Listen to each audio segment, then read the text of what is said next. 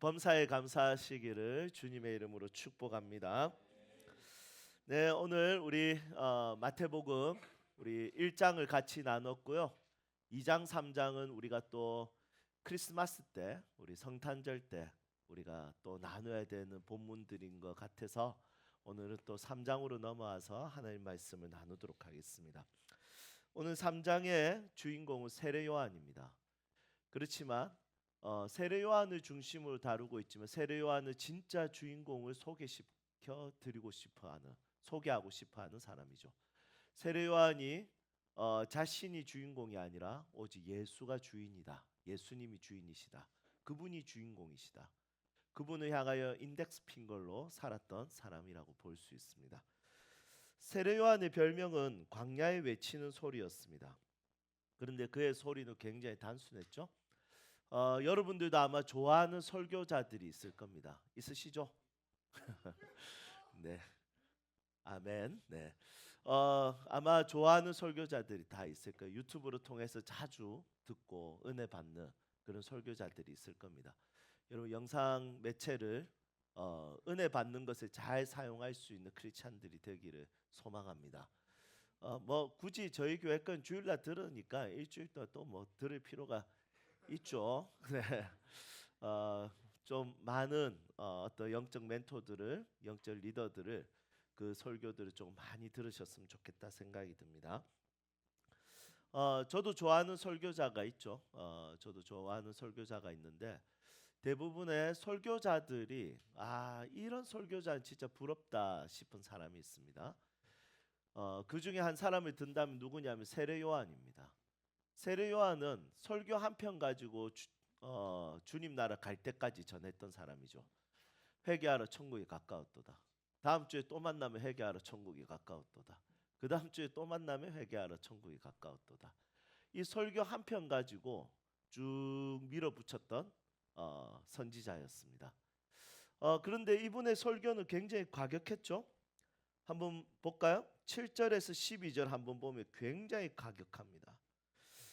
국밥집에 욕쟁이 할머니가 있다면 광야에는 욕쟁이 설교자 요한이 있었습니다. 네, 예. 요한이라는 이름은 거의 대부분 욕쟁이라는 생각이 좀 들긴 하네요. 네. 7절에서 12절 한번 볼까요? 7절에 보니까 그냥 바로 욕을 그냥 던져버립니다. 어떻게 합니까? 바리새인과 서기관들이 세례 베푸는 곳에 나오는 거 보니까 뭐라고 하냐면 독사의 자식들아 이렇게 이야기하는 거예요. 굉장히 큰 욕이죠. 이 마귀 새끼들아 이런 뜻이죠. 우선 이렇게 동물을 꺼내서 이렇게 파충류를 통해서 이렇게 욕을 던집니다. 그리고 어떤 욕을 합니까? 그리고 보면 우리 9절에 보니까 이렇게 이야기합니다. 아브라함이 너희 조상이라 생각하지 말라. 하나님은 돌로도 아브라함의 자손이 되게 하실 수 있다. 무슨 뜻이냐면 아브라함 자손 같은 소리 하고 있네. 너가 무슨 아브라함 자손이냐? 그거 별거 아니야. 시끄럽다. 니는 우리나라 사람도 아니야. 약간 이런 느낌이죠. 그러니까 혈통을 부인하는. 그러니까 이 말은 부모를 욕하는 거죠. 조상을 욕하는 거. 여러분 우리가 아무리 화가 나도 우리 상대편의 부모를 욕하면 됩니까? 그거는 진짜 위험합니다. 여러분들이 부부 싸움 하다가도 처가와 그리고 이 친가를 욕하게 되면 어떻게 되겠습니까? 여러분 그때는 끝이 나는 거예요. 너희 집은 왜 이래? 이러는 순간 끝나는 거예요. 종종 그렇게 하시나요? 다행입니다. 저희 교회는 또 다 선하시고 이성적이라서 상대의 부모는 건들지 않네요. 네, 우리 옆에 있는 사람 한번 볼까요? 예, 인사합시다. 부모는 건들지 맙시다. 예, 부모는 건들면 안 돼. 예, 어, 그 옛날에 박은조 목사님 설교를 들어보면 그 분당 샘물교회 원로 목사님이시죠. 이 목사님 설교 참 좋은데 이분이 부흥회 때마다 썼던 예화가 있었습니다. 성령 충만하면 가정이 화목해진다면서 사람들은 감자 때문에 싸우기도 한다는 거예요. 여러분 감자를 어디다 찍어 먹습니까? 예, 설탕. 또 어디 찍어 먹습니까? 소금. 그래서 이것 때문에 싸운다는 거예요. 그래서 남편은 설탕에 찍어 먹고 싶고 아내는 소금에 찍어. 그러면서 너는 왜 설탕에 찍어 먹어? 너는 왜 소금에 찍어 먹어? 그러다 보면 너희 집안은 왜 이래? 이렇게 나간다는 거예요. 그러면서 이제 한쪽에서 우리 부모님은 고추장에 찍어 먹어 뭐 이런 식으로 이야기해요. 실제로 감자를 고추장에 찍어 먹는 경우도 있다더라고요. 그러니까 이런 것 때문에 부모를 건드는 거. 여러분 이거는 위험한 거죠. 사실은 구절은 부모를 건드는 것과 똑같습니다. 아브라함 그 별거 아니야. 이렇게 이야기하는 거죠. 그리고 진짜 심한 욕 10절부터 12절은 끝납니다. 불에 다 타 죽어라 막 이런 겁니다. 너희 불에 다 타 죽어. 지옥에 땔감들아 막 이렇게 이야기하는 거죠. 그래서 이 7절에서 10절 보면 그 당시에 세례 요한이 할 수 있는 최고의 욕을 그냥 던져버린 것입니다.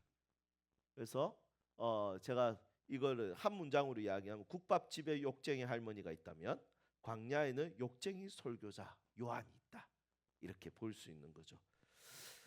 광야에 울리는 소리는 회개를 촉구하는 욕설 가득한 설교였습니다.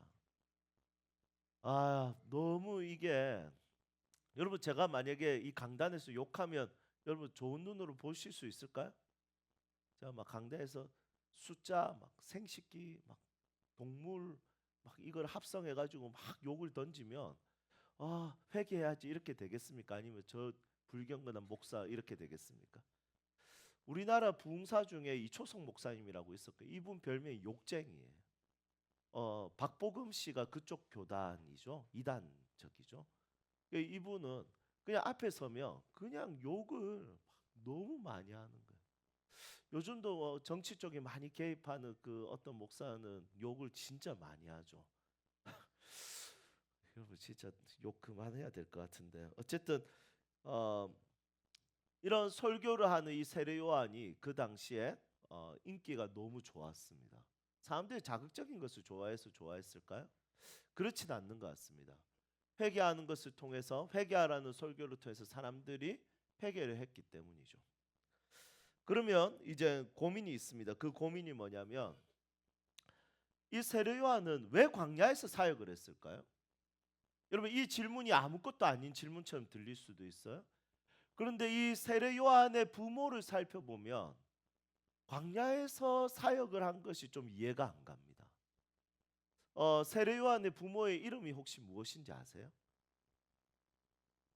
아버지의 이름은 사가랴. 예, 어머니의 이름은 엘리사벳이죠. 네, 아주 훌륭합니다. 사가랴와 엘리사벳입니다. 그런데 이 엘리사벳 이 엄마는 아론 자손의 혈통을 가지고 있었고요. 그리고 사가랴는 누구였냐면 아론 자손의 혈통일 뿐만이 아니라 제사장이었어요. 그래서 성전을 관리했던 사람이었어요. 성전을 관리하는 사람의 아들은 자연스럽게 그 아이는 제사장으로 자라는 겁니다. 제사장으로 자란다는 것은 그 이스라엘 백성들에게 큰 특권이거든요. 그 이스라엘 백성들에게는 성전을 관리하고 성전에 가까이 산다는 것은 너무나도 아름답고 멋있고 하나님이 부여하신 너무 큰 특권인 거예요. 그런데 이 이스라엘 백성들 가운데 이것이 너무나 큰 특권이지만 문제는 뭐냐면 이 세례 요한이 성전에서 살지 않고 광야에서 산다는 거예요. 영적 제도권에서 벗어나서 광야로 들어갔다는 겁니다. 그럼 세례 요한은 언제부터 광야로 들어갔을까요? 우리가 또 흥미를 유발하기 위해서 한번 찾아볼까요? 누가복음 1장 80절 한번 봅시다.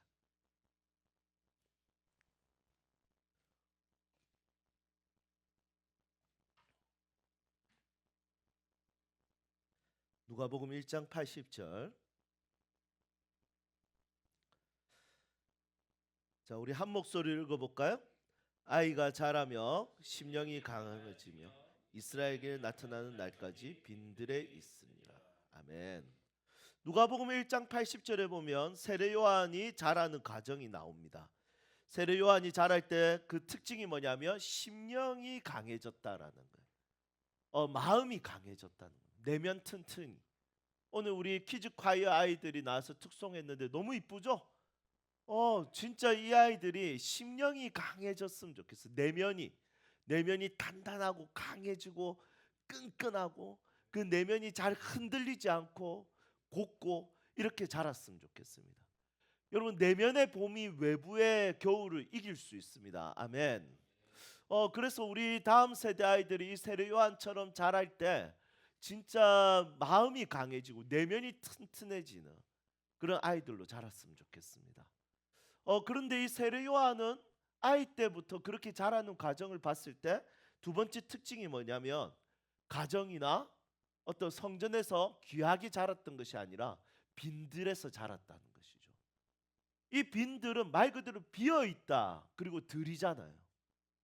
이 말은 광야라는 거예요. 아무것도 없는 거예요. 먹을 것을 구하기도 어렵고 물을 구하기도 어렵고, 그리고 밤에는 춥고 낮에는 덥고, 그리고 사막인 거예요. 그 사막 아래서 이 아이가 자라는 겁니다. 여러분, 부모는 무슨 생각으로 이 아이를 광야에 보냈을까요? 이게 가능한가요?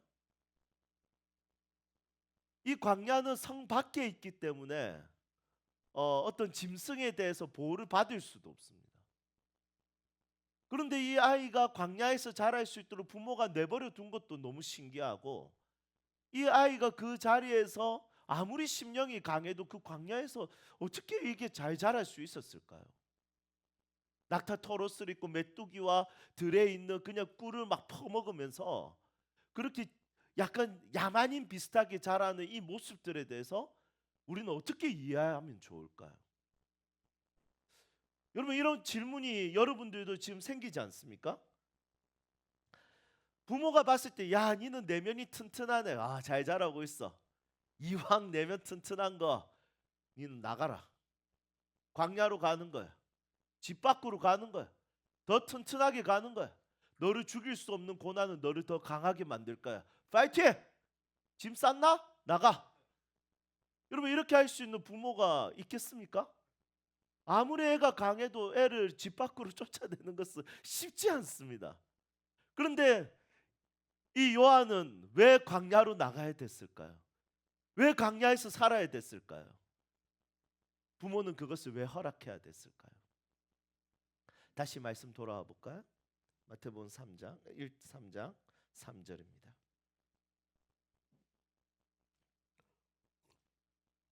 요한이 광야에서 자라고 광야에서 살아야 되는 이유는 굉장히 단순했습니다. 그 이유는 요한은 광야에서 살아야 되는 사람이었기 때문이죠. 이미 이사야서 말씀을 통해서 예언합니다. 어떻게 예언합니까? 그는 선지자 이사야를 통하여 말씀하신 잘라 일렀으되 광야에 외치는 자의 소리가 있어 이르되 너희는 주의 길을 준비하라. 그가 오실 길을 곧게 하라 하였느니라. 아멘. 세례 요한이 광야에 있어야 되는 이유는, 아무리 위험해도 어려워도 광야에 있어야 되는 이유는 세례 요한은 광야에 있어야 되는 자였기 때문이죠. 너무 단순하죠. 여러분, 이것은 너무나도 단순하지만 너무나도 큰 진리입니다.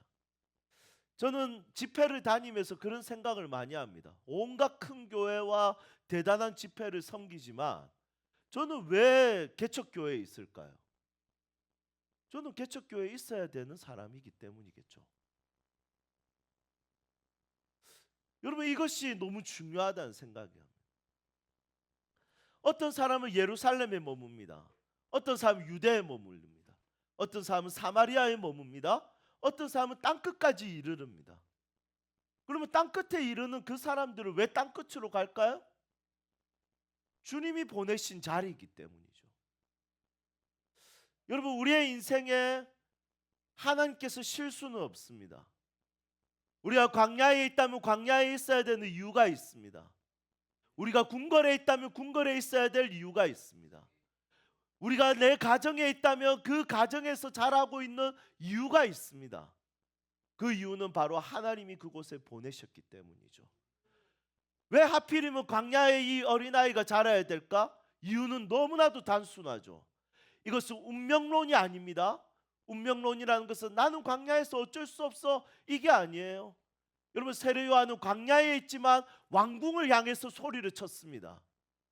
너의 동생의 아내를 취하는 것은 잘못된 것이 하면서 왕궁을 향하여 소리쳤습니다.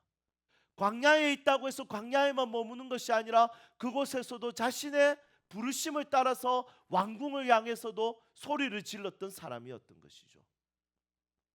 여러분, 이것을 통해서 우리가 깨달아야 될 것이 있습니다. 이 세상 가운데 우리는 있을 수 없는 곳에 있는 것이 아니라 하나님이 보내신 곳, 부르신 곳에 있다는 것을 기억해야 될 필요가 있습니다. 이것을 통해서 우리가 깨닫는 것은 무엇입니까? 그리스도인의 인생의 광야는 절벽이 아닙니다. 그리스도인의 인생의 땅끝은 절벽이 아닙니다. 그리스도인의 인생의 모든 상황과 순간은 하나님이 보내신 것이고 그곳에 나를 필요로 하기 때문에 나를 그곳에 세우신 것인 거죠. 여러분, 여러분들의 가정에서 여러분들의 역할은 너무 중요합니다. 우리 교회에서 여러분들의 역할은 너무 중요합니다. 여러분들이 다니고 있는 직장에서 여러분들의 역할은 너무 중요합니다. 나는 왜 하필이면 여기에 있을까? 여러분, 이 질문보다 더 중요한 것은 하나님이 나를 이곳에 보내셨다라는 믿음이 필요하다는 것이죠. 그 믿음이 나를 살게 하는 것입니다. 그래서 이 세례 요한의 인생을 통해서 우리는 다시 한 번 더 깨달았으면 좋겠습니다. 그가 광야에 있었던 이유는 그가 광야에 있어야 했기 때문이다. 내가 지금 있는 그곳은 하나님이 나를 그곳에 보내셨기 때문인 거예요. 그렇다면 두 번째, 왜 세례 요한은 광야에 있어야 됐을까요? 그 두 번째는 그의 메시지가 회개하라는 메시지였죠. 여러분, 회개하라는 메시지는 아무나 할 수 있는 게 아닙니다. 여러분, 회개하라 이렇게 하면 내가 똑바로 못 살면 어떻게 합니까? 이나 회개해라 이렇게 되지 않습니까? 그런데 이 제도권에서 벗어난 이 요한이 광야에서 마음껏 외칠 수 있었던 것은 회개하라는 삶에 합당한 삶을 살고 있었기 때문이죠. 그것이 이 세례 요한에게는 메신저로서 자격을 갖추는 것이었습니다. 여러분, 우리가 지적질을 많이 하고 싶으면 바로 살아야 됩니다. 웬만하면 지적질을 많이 하지 않기를 또 축복해 봅니다. 여러분, 이거 사실은 진짜 쉽지 않는 거죠. 눈에 거슬리는 거 말하고 싶은 게 다 인간이지 않겠습니까? 그거 어떻게 말하지 않을 수가 있겠습니까? 눈에 거슬리면 나 언젠가는 이거 내가 한번 이야기한다. 여러분, 그럴 때 있지 않습니까? 여러분, 저도 함께 신앙생활 해보면 세움 식구들 저거 한번 이야기한 언제 이야기한 나나 똑바로 살자. 여러분, 이게 걸려서 말 못할 때가 있지 않습니까? 그런데 세례 요한은 항상 자신감이 있었어요. 회개하라. 왕 회개하라. 바리새인 회개하라. 서기관 회개하라. 여러분, 그럴 때 이 세례 요한은 어렸을 때부터 제도권 안에서 머물러서 그 타락된 성전 안에서 자랐던 것이 아니라 정결하게 거룩하게 자신의 삶을 하나님께 드렸다는 것이죠. 그래서 회개하라고 말했던 것입니다. 남들에 대해서 도덕적 지수가 높은 사람들은 자기에 대한 도덕적 지수도 높아야 되겠죠. 그런데 잘못하면 바리새인이 되고요, 잘 되면 세례 요한이 되는 겁니다. 그러면 어떻게 하면 세례 요한이 될 수가 있습니까? 여러분, 이게 굉장히 중요한 거죠.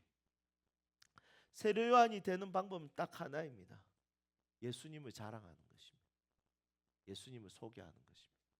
나 이렇게 살지만 내가 주인공이 아니야. 예수님이 주인공이야라고 말하는 것이 굉장히 중요합니다. 세례 요한은 회개하라는 이 메시지를 전하기 위해서 자기 존재가 메시지가 된 것이죠. 광야에서 사는 것을 통해서. 그래서 그리스도인으로 산다는 것은 무엇이냐면 이 세상의 보이스로 살아야 됩니다. 외치는 자의 소리로 하나님의 보이스로 살아야 되는데 그 방식이 뭐냐면 말만 소리를 내는 것이 아니라 존재 자체가 메시지가 돼야 되는 것이죠. 여러분, 저는 오늘 우리의 존재가 변화되기를 한번 기대해 봅니다. 소망해 봅니다. 내가 말을 멋들어지게 잘하는 사람이 아니라 내 존재 자체가 바뀌었으면 좋겠습니다. 저는 제가 기도하는 것이 그겁니다. 하나님, 우리 아이들이 입술로만 그냥 하나님 따르는 것이 아니라 존재가 바뀌게 해주십시오. 하나님을 인정할 수밖에 없는 존재가 되게 해주십시오. 저는 우리 성도들의 삶이 좀 그랬으면 좋겠습니다. 그냥 우리가 종교 생활이 아니라 진짜 존재가 바뀌었으면 좋겠다라는 생각이 있습니다. 그러면 우리가 가지고 있는 도덕적인 윤리의 그런 알짱한 가르침을 가지고는 사람이 바뀔 수가 없는 거예요. 진짜 불로 세례를 주시는 예수 그리스도, 그분의 은혜가 있어야 되는 거예요. 여러분, 누군가 봤을 때 답답할 때 있지 않습니까? 또 내 자신을 봤을 때 답답할 때 있지 않습니까? 그게 그냥 메시지로 될까요? 회개하라 한다고 회개할까요? 우리는 대부분 들려오는 소리가 니나 잘해라 이렇게 들을 겁니다. 그런데 우리가 니나 잘해라가 아니라 우리 안에서 그냥 막 아웅다웅 하는 것이 아니라 진짜 불로 세례를 주시는 예수 그리스도로 인해서 완전히 존재가 뒤집어져서 그냥 내가 삶을 바꿔야지가 아니라 그분이 변화시켜 주시는 삶, 그분이 뒤집어 주시는 삶, 그분이 바꿔주시는 가치관, 여러분 이게 좀 가득했으면 좋겠습니다. 아멘. 프랑스 마크롱 대통령, 젊은 대통령이었죠. 당선됐을 때. 그런데 이 대통령은 메시지를 전하고 싶었습니다. 어떤 메시지를 전하고 싶냐면 서민들을 위해서 나는 당신들 중에 한 명일 뿐입니다. 니나 내나 똑같습니다. 이 메시지를 전하고 싶은 거예요. 그래서 이 사람은 대통령이 되기 전부터 그리고 대통령이 되고 나서도 양복을 입는데 모든 정장을 50만 원짜리로 입었다는 거예요. 50만 원짜리. 여러분 대단하지 않습니까? 대통령이면 의전이라는 게 필요하지 않겠습니까? 누군가를 대할 때. 그런데 마크롱은 나는 당신들과 똑같습니다 했때 이 메시지를 전하기 위해서 자기 존재를 바꾼 거예요. 자기 옷을 바꾼 거예요. 회개하라 선포하기 위해서 보이스로 살려면, 하나님의 보이스로 살려면 내 존재를 바꿔야 돼. 근데 우리 존재가 쉽게 바뀝니까? 진짜 오늘 이 말씀처럼 11절 말씀이죠. 나는 물로 너희들을 회개하기 위해서 물로 세례를 준다. 여러분 회개라는 것은 사실은 이거는 아직까지 회심에서 이제 회개로 나아가야 돼요. 잘못된 것을 고치는 거예요. 그런데 놀랍게도 요한은 물로 세례를 주고서 잘못된 것을 고치게 하는. 그런데 놀라운 게 있어요. 그 뒤에 오시는 이 내가 신들매도 감당하기 힘든, 신발끈도 감당하기 힘든 예수님은 어떤 분이시냐면 성령과 불로 너희에게 세례를 준다는 거예요. 그것은 잘못된 것을 고치는 정도가 아니라 선하게 만드시는, 성령의 열매를 맺게 하시는, 성령의 사역에 동참하게 하시는, 완전 존재를 뒤집어 버리는 거죠. 여러분 이게 예수님이 주시는 불세례라. 저는 저희 교회가 하나님의 불이 임하는 교회가 되었으면 좋겠어요. 하나님의 은혜가 충만하게. 야, 쟤 변했다. 야, 우리 목사님 변한다. 야, 우리 교회 변했다.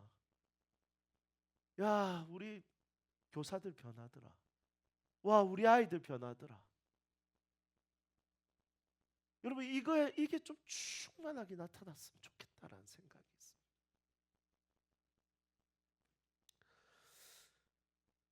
나지안주스 그레고리라는 분이 계셨어요. 주교가 있었는데 이 주교가 이런 메시지를 던졌어요. 한번 볼까요? 한번 같이 읽어볼까요? 시작. 예수님은 굶주리며 사역을 시작하셨지만 생명의 떡이 되셨다. 예수님은 목마름으로 지상 사역을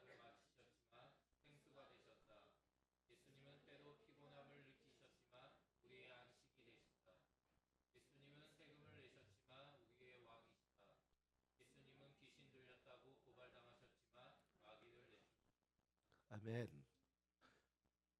예수님에 대한 이야기죠.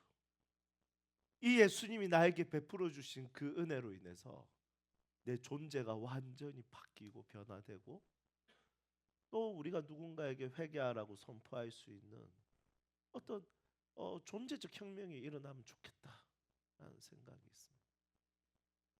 그 누구도 머리로 이해할 수 없을 정도로 야 어떻게 저렇게 사람이 괜찮아지지? 멋있어지지? 여러분 그렇게 이야기가 나올 정도의 예수님이 주신 불세례가 성령의 은혜가 그분이 주시는 이른 비와 늦은 비 같은 하나님의 은혜가 우리 가운데 있기를 소망합니다. 어쩔 수 없이 우리가 입대해야 될 일들이 많죠. 그런데 입대해야 되는 일보다 하나님의 은혜가 많았으면 좋겠습니다. 그분의 변화시키시는 은혜. 같이 찬양할까요?